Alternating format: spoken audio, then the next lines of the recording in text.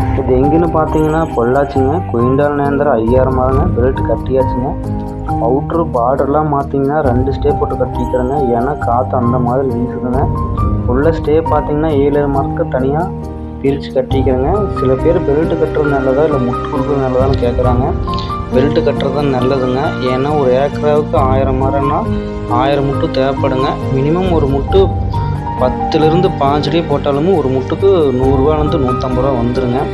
அப்படி பார்த்தீங்கன்னா ஒரு ஏக்கராவுக்கு 1,00,000 ரூபாயிலேருந்து 1,50,000 செலவு வந்துடுங்க.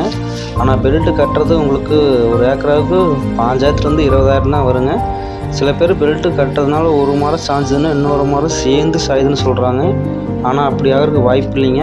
ஏன்னா நாங்கள் ஸ்டே பார்த்தீங்கன்னா பக்கமாக போடுறது மட்டும் இல்லாமல் 7 மரத்துக்கு தனித்தனியாக பிரித்து கட்டிடுவேங்க. அப்படி பார்த்தீங்கன்னா 49 மரம் தனியாக நிற்குங்க. ஒரு ஏக்கராவுக்கு 1000 மரம் 49 பிரித்தோம்னா 20 பிட்டாக நிற்கும்.